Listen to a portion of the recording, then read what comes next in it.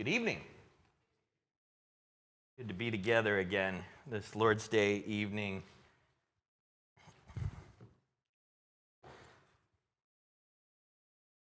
We're going to continue our discussion from this morning.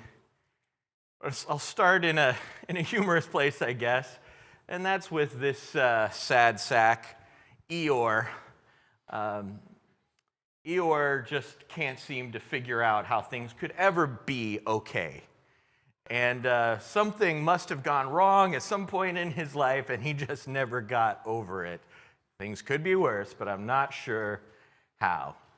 And as we continue diving into our Arise and Build lesson, I want to think about this challenge where we can get stuck in negativity. So the short summary, Cliff Notes version of Nehemiah, just to get us back into it. The walls of Jerusalem were a pile of rubble for 142 years, and they were rebuilt in 52 days under Nehemiah's direction. These were walls with stones bigger than people, and this was not a crew of professional builders that did it, but under Nehemiah's direction, with the Lord's help, they were able to accomplish this. However, as soon as Nehemiah introduced his building project, critics came out of the woodwork and started to challenge everything he did and oppose the Jews. And this is a pattern. This is how things work. But we can get stuck. And I want to talk about this idea for a minute of a cynicism spiral. We can kind of just get stuck in a pattern, in a spiral of cynicism, to where we have a hard time really believing much is possible at all. And it's how we protect ourselves. In fact, you might think the cynics are the people that don't care at all. A lot of times they're the people who care the most and don't want to get hurt again. So Michael Hyatt defined this cynicism spiral this way. He talks about this self-protective behavior, that maybe there was a disappointment and that led to frustration and anger and sadness and ultimately this depression and this cynicism. It's never going to work. Nothing is going to be able to be accomplished. Just forget the whole thing. And I think in its own way, there is an evangelism cynicism or this spiral of evangelism defeatism that we can get into. I've experienced this myself, and I've talked to people. This might not be how it works for everybody, but it might start with fear. What's going to happen? How's it going to go? It might go badly. I might lose a friend. I might be rejected. I might be considered a crazy person. I might, whatever. I'm going to get the answers wrong, and then that's going to be their only shot at ever being saved, and I'm going to flub it. And then I blew it, so it's better for me not to do anything, whatever it is. But fear then leads to timidity, leads to us being so careful we don't know what to say, so we're not sure whether to say anything, and that leads to guilt because we know better.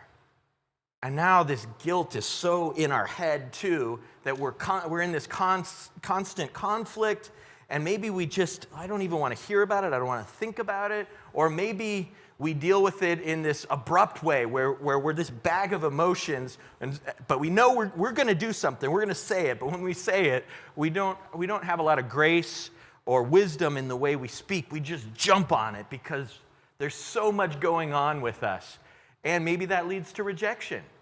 And it feels like, at least to us, a perceived failure, which leads right back to fear of doing it all again.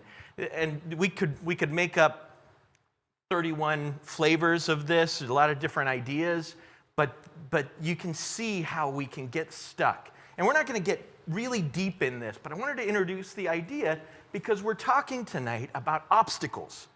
And our theme, of course, is sounding forth the word. We're encouraging all of us to get out and do the work, and hopefully we've already been doing it, and that's great, but to take new steps, bolder steps, keep going forward in our work of evangelism. And these are the kinds of things that can get stuck. There's a whole personal journey with evangelism in addition to the journey of interacting with someone and trying to bring them to Christ. So, hopefully you got one of these sheets. If not, these evangelism check-in sheets. If not, Landon has some. You can just raise your hand. There's some extras. Okay. So Landon will be around with these. And so this has two purposes. We're going to go through it step by step together. And I'm going to ask you, if you will, to fill it out. And one purpose is an introspective check with yourself as we get going. And we're going to be on a whole journey this year to become more effective and fruitful in evangelism. So this is a starting point for that for you. But the other purpose of it is for me, especially me, but I'll share some of this information with the elders, for us to develop lessons that are going to help you overcome some of the challenges that you are facing. So the first section, so I'm going to ask you, first of all, at the end of all of this, at the end of services, I'm going to ask you, if you would, to fold this up and drop it in the box in the back. And I'm going to collect those, and I'm going to put all of these answers together. Don't put your name on it. It's not about you. There are no wrong answers. Don't be intimidated by this. It's for you to think about these things, and then for me to get a sense of where we are and how I can build some lessons to really support us. So section 1 is, how are you doing at sounding forth the word? And first, it's just a 1 to 5 rating. How would you rate your current motivation to share the gospel? Your motivation. How do you feel like you're doing in just your drive, the reasons that you want to do it? Second, how would you rate your ability right now to share the gospel? Third, so 1 to 5. Third, how do you think you're doing at praying for the lost in your life? For the people that you know that are lost, and maybe people you don't know who are lost. This is just your personal rating. There is no absolute here. And then I wanted to give you a chance to think about, what is your strong suit in evangelism? And there's a lot of different ways to support evangelism, of course, and you might not be interacting yet with people and trying to bring them to conversion in a direct way, but maybe you've been doing a lot of other things. So I'm going to give you a minute to look at this, as well as this whole first section, and think about it and check everything that applies.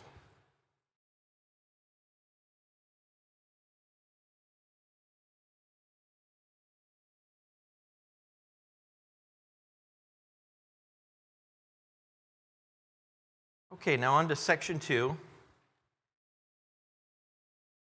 Where do you want to be at the end of the year in sounding forth the word? And I left these as blanks because I didn't want to fill it in too much for you. I want you to be able to create a picture. We're setting intentions. You know, before at the beginning of anything, you want to think about, what do I want to accomplish? Give yourself a picture to pursue. I want to be able to blank. What do you want to be able to do? I want to be able to lead a Bible study. I want to be more comfortable asking questions that lead to a conversation. I want to be better at just inviting people or welcoming people, or I want to understand the gospel better. Whatever it is, I want to be able to do. What steps do you want to have taken? What do you want to have accomplished yourself? What do you want to have done and stepped out and taken some steps towards? And then describe any attitudes and habits that you want to have. I'll give you a minute to think about that.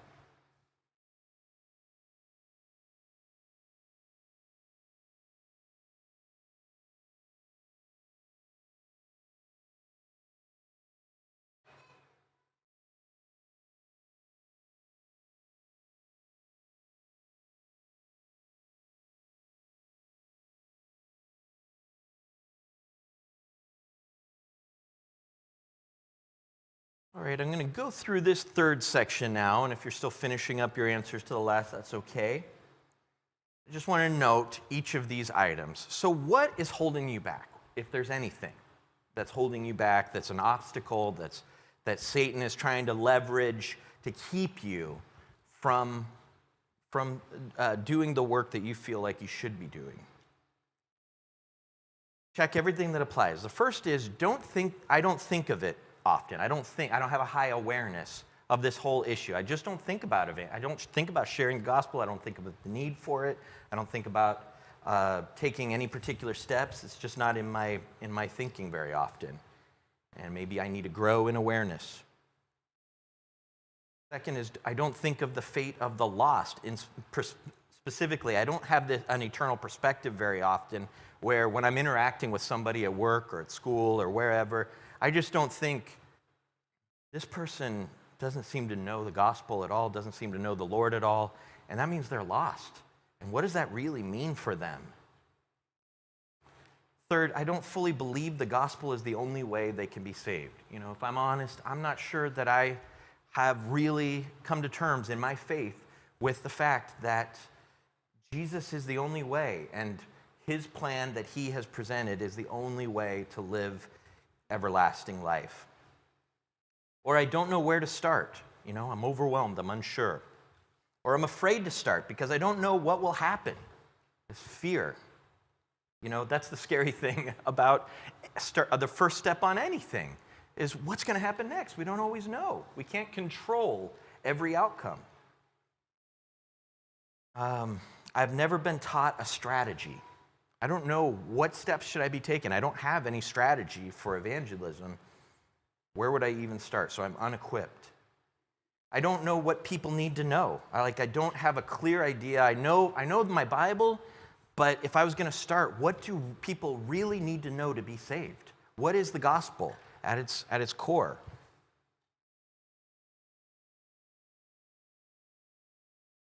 Or I'm too shy to talk to people about it. I find myself being timid, and it's just so far out of the range of what I consider my lane.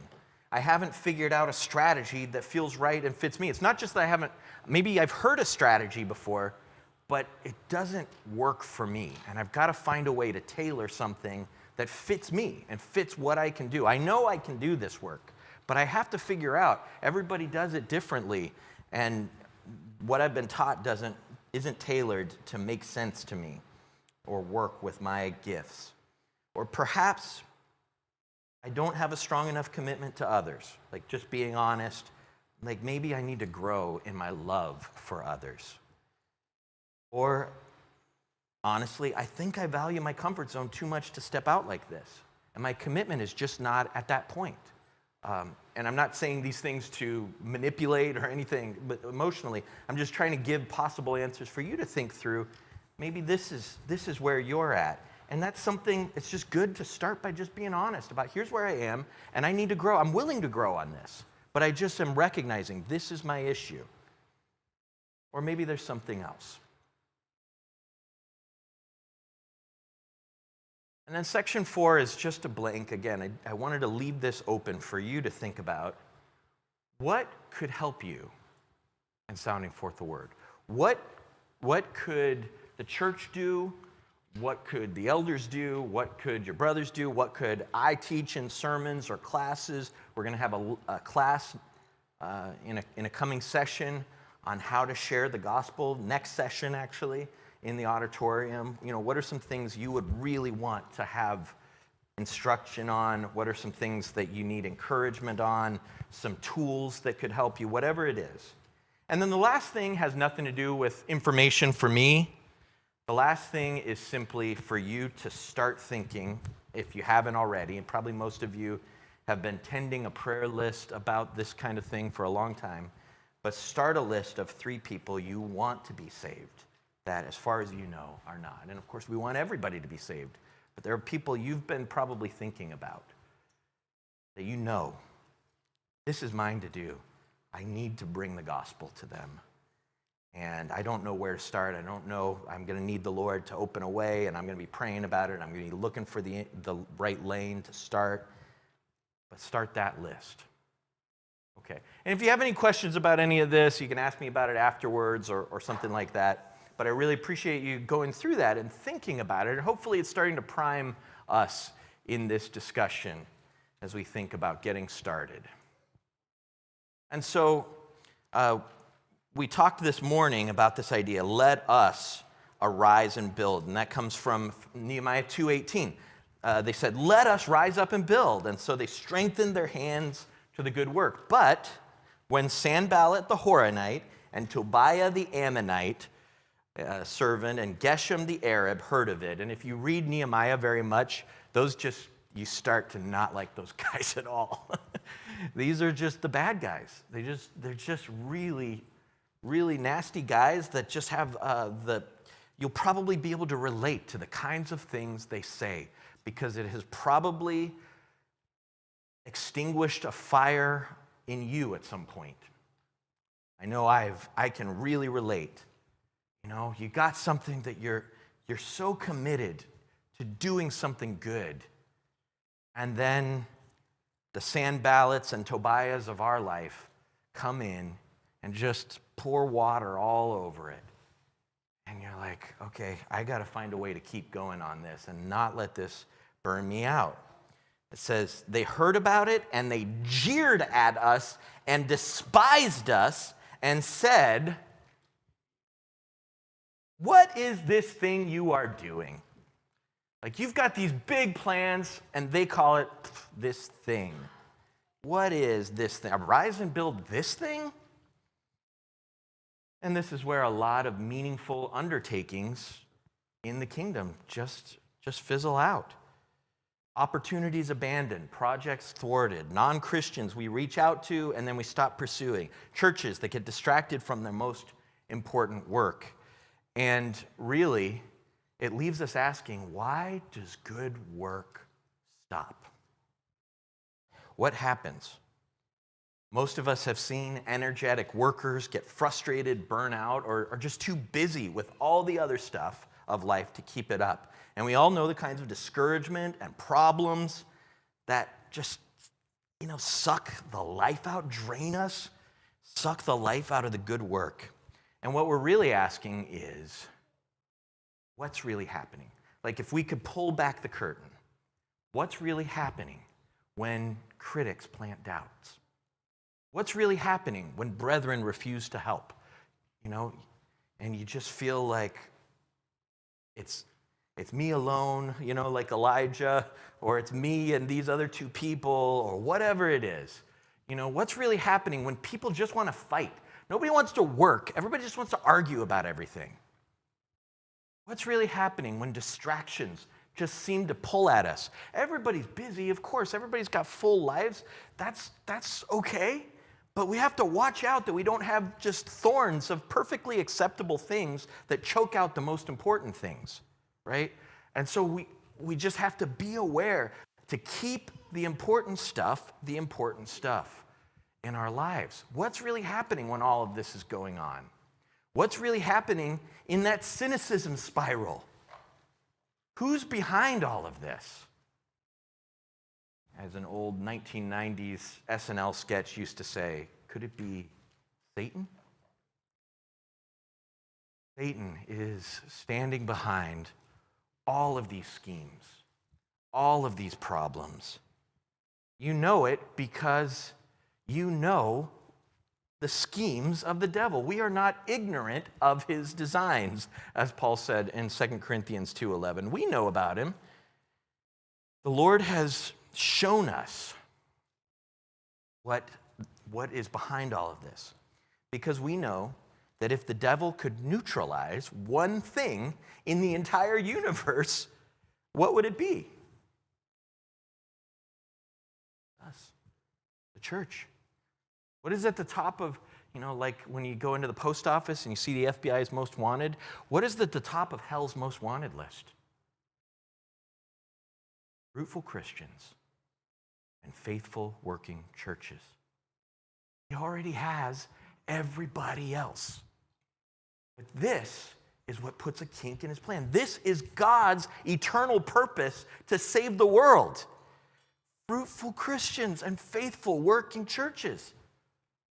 So you think that he's not going to try to sow division among us? Do you think he's not going to send critics, send problems, send obstacles? We're not going to have difficulty getting people to see the truth? He's chasing after us. So we have to learn from Nehemiah and all the other stories and truths of Scripture how to keep building when Satan tries to break us. Nehemiah and the Jews had enemies like Sanballat and Tobiah, but who was behind that? Satan was behind that too. They were doing a work for God. Satan is always the enemy of God. As we read in Revelation 12:9, it is the great dragon, that ancient serpent called the devil, and Satan, the deceiver of the whole world. And you'll bet he'll try these same schemes against us. And so I'm just going to show you what happened with Nehemiah.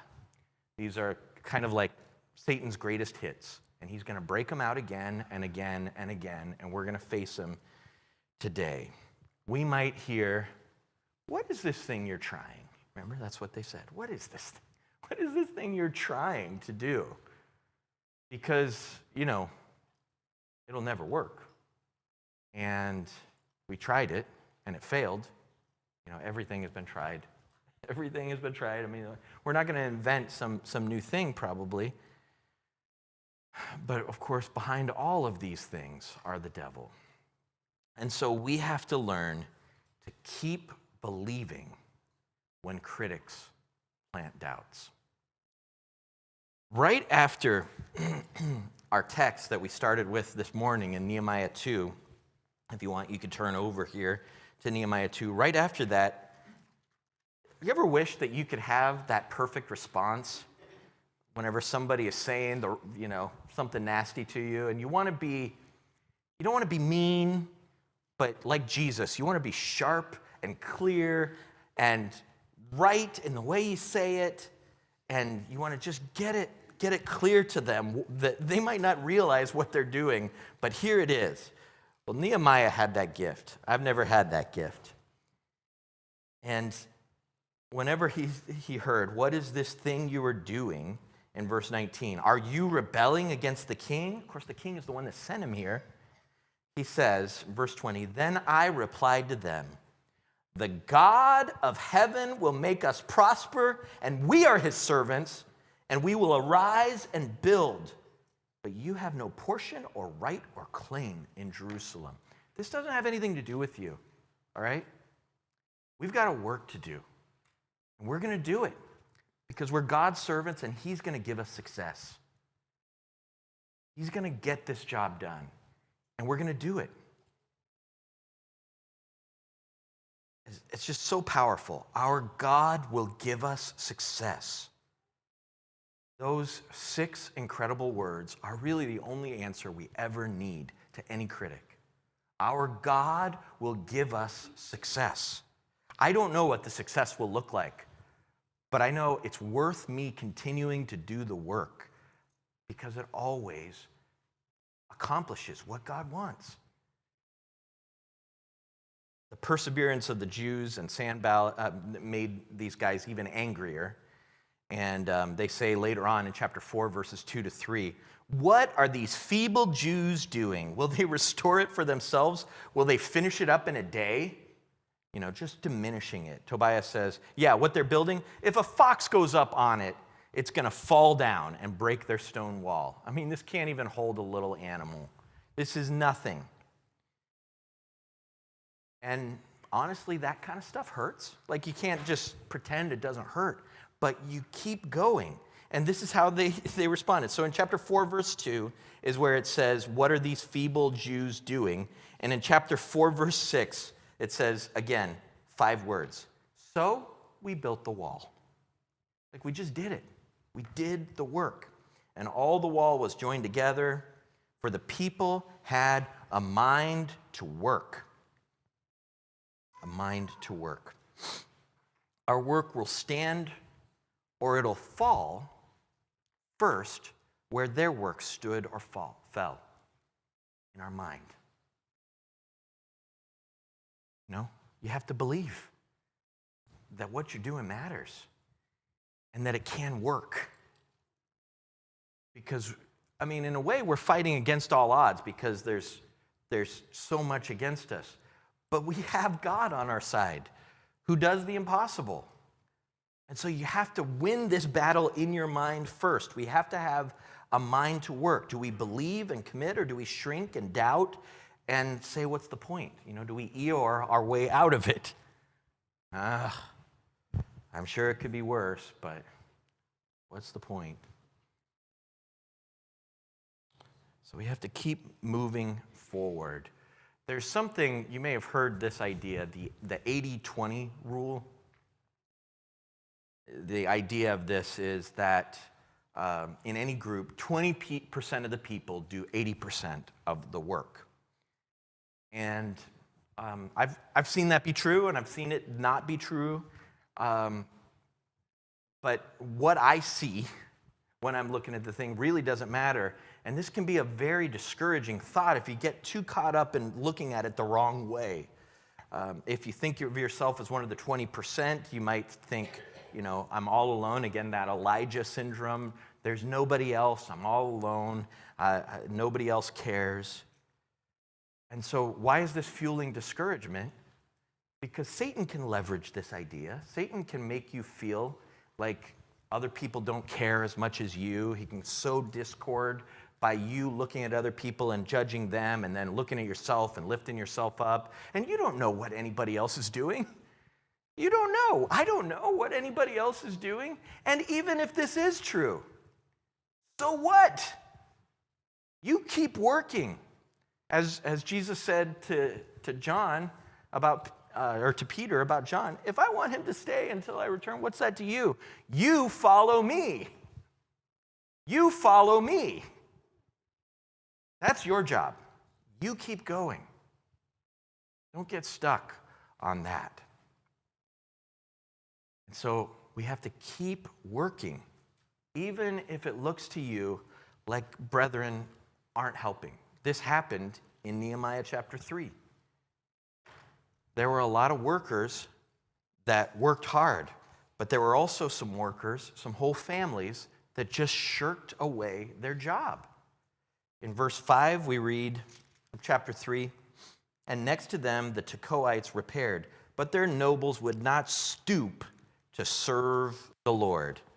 Like serving the Lord is so beneath them. They didn't want to serve. They would not stoop.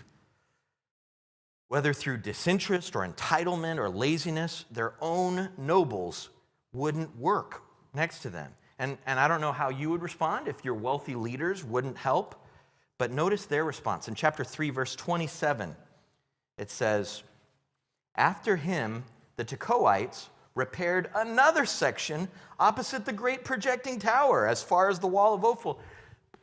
If they don't want to help, that's fine. We're going to actually take on other people's workload, and we're just going to keep working and do extra. I can choose to assume. You believe what you want to believe. I can choose to just see the best where I don't have any understanding of what someone else is doing. And I can choose to just recognize other people around me care. Other people are working. If there are important needs no one else is willing to fill, though, I got to be a Tekoite. I got to be ready to finish my section and go and find the next section. And that doesn't mean you're doing everything, but you're doing what you can. That's all the Lord wants. We just keep doing what we can. There is something that the prophets talk about the people of old saying a lot. The false prophets would say, peace, peace, where there is no peace. Some people today might want peace at any price, where we just say, we'll compromise everything we believe in just so that we don't have any division or any issues. Somebody else might say, everything is worth taking your stand and being cantankerous, fighting over. And every Bible class should be an argument about, nope, what he said had something that I think that's quite a little bit incorrect, so I'm going to jump all over it. And you're just constantly looking for a fight. And who's behind peace at any price? Devil. And who's behind looking for a fight? The devil. And he'll take either one. He doesn't care. Either one is a win. Because either one starts to diminish what the Lord's church is here to create. We find harmony and peace in the Lord.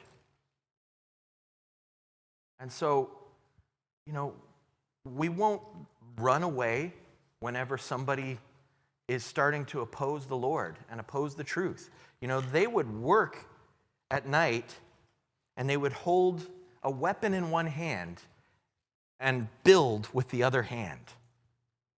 Think about that. That slows your work down, but it could have stopped it. That they kept building. And if we're holding on to our weapons with both hands, we're in trouble. And if we're not alert to the dangers around us, we're in trouble. But we keep building, and we're aware the devil's out there. The devil's going to bring in difficulty in whatever way he can. And so we're going to watch and try to handle things prayerfully and wisely, honoring the Lord in everything we do.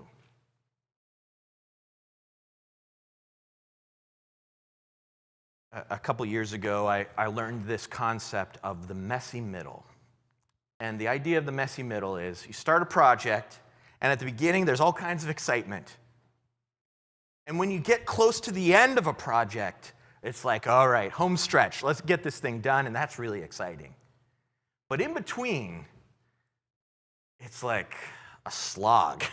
And there's all kinds of details, and there's all kinds of distraction, and it's lost its joy and excitement from the beginning, and it's easy to get lost in a project in the messy middle of something, whatever it is. And, the Jews are building these things, and they could have been pulled away by all of these different distractions that came up.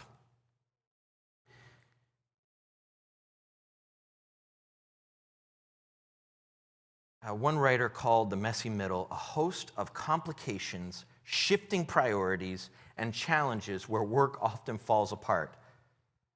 It's like when the non-Christian that you're talking to starts to pull away, and you're not sure if it's worth contacting them again.